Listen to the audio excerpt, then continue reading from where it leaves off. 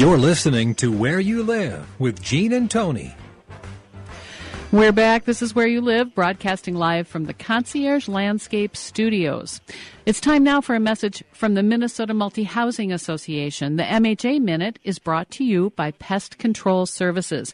When you need an exterminator, you need someone reliable. Call Greg Keener at Pest Control Services, 952-894-9748. I always use Greg. Pest Control Services is a proud member of Angie's List and the Minnesota Multi-Housing Association. That's Pest Control Services, 952-894-9748. Tell Greg that Gene and Tony sent you. Some of the benefits of successful property management. Are you ready? On-time payment of rent, improved resident quality, stabilized income, reduced turnover, controlled expenses, improved financial performance, less property wear and tear, allowance for property improvements, enhanced property value, being proactive, not reactive, better relationships with neighbors, fewer police calls, creating a community, being a great neighbor. These are some of the benefits of good property management. And whether you run a townhome association or you are renting out your condo, duplex, or 100-plus unit building, membership with the Minnesota Multi-Housing Association gives you the tools you need to run your business effectively while minimizing the headaches. Don't be a good landlord, be a great one. Visit www.mmha.com. That's two M's, mmha.com. In this first hour, we've been talking about AARP's Bill of Rights for homeowners in homeowner associations. And, Gene, we've picked out a few of these, and you mentioned during the break Article number 8 in the Bill of Rights, which is the right to vote and run for office. And again, we're saying these are noble goals, but some of them there's no way of enforcing them because they're just so general, and others they're already in place, and that's some of the examples I wanted us to talk about right now. In number 8, the right to vote and run for office, it says specifically, homeowners shall have a well-defined voting right, including ballots, and no director shall have a conflict of interest.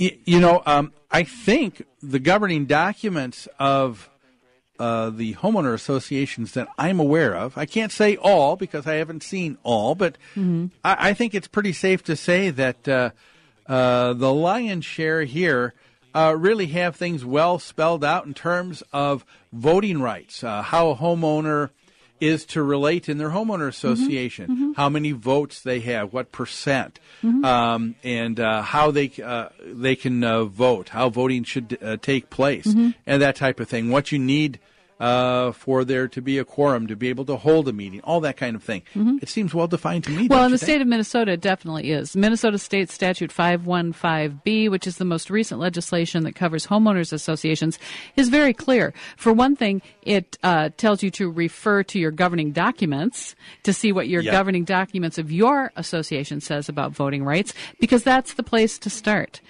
Kiowa supports governing documents for the most part. There may be a couple of things that they have changed about old governing documents. Also, in reviewing Florida State Statute, Chapter 720, I find that it's also very comprehensive about what rights a member of an association has when they're voting. Let's take a look at another one here, number 5, that said the right to stability in rules and charges. Okay. I agree with that idea.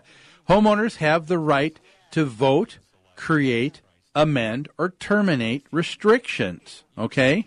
And other important documents, where an association's directors have the power to change operating rules. The homeowners shall have notice and an opportunity by majority vote to override new rules and charges. They already do. In Minnesota, they have that right. There's a process to follow. It doesn't mean you get to stand up in the meeting and say, you're fired, like Donald Trump, but you do have to follow a process. That's my point. It's exactly. There. Yes.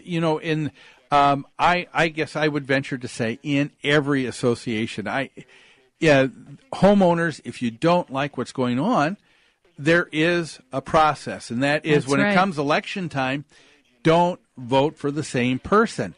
But people don't like that answer. The first step is you go to your board meetings.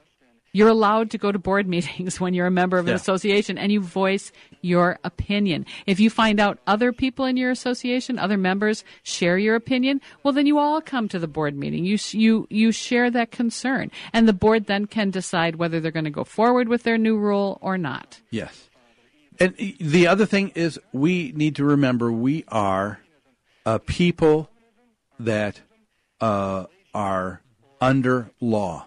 That's right. And part of the whole issue here with all of the disagreements that we deal with every week on Where You Live with different people all gets down to a point where you get people who disagree on how something was handled. Yep. One person feels that they have the right to be able to change the oil and take out the motor of their car and do it right there in the driveway. Someone else doesn't. Someone else feels that I've got the right to let my dog drop, and if I don't want to pick up in the backyard for 2 weeks, I can do that, and I'm still a good homeowner.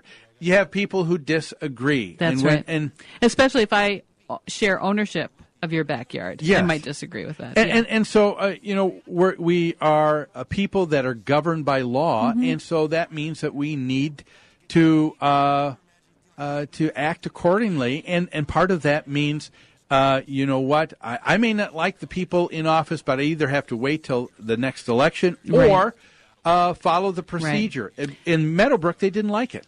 They just want to be able to stand up and say, leave now. That's right. That's right. My general overview is that the fewer laws there are, the fewer rules there are, the less legislation there is, the more personal freedom I have. Mm-hmm. If you start trying to legislate every move we make in any facet of our lives, you are infringing on my personal freedoms, and you are constricting my personal freedoms. But to one extent, I don't know that we can ever get away to full autonomy unless you live on an island by yourself with nobody else around, Well, when we live in community, you and I had a discussion about that this morning. When we live in community, we have to compromise. We have to give up some individual rights in order to live with neighbors. Yeah. It's just the way it is. Yeah, you do that with a family. You do that with neighbors in the neighborhood. Right. You do it in the state, and so forth and so on. That's right. Well, we're going to take a break. But, folks, we don't want you to go away. We've got one more hour. When we come back, we're going to be talking to the president of Cyber Citizens for Justice, Mr. Jan Bergman, on his organization. We'll be back after these messages. You're listening to Where You Live on AM 1280, The Patriot.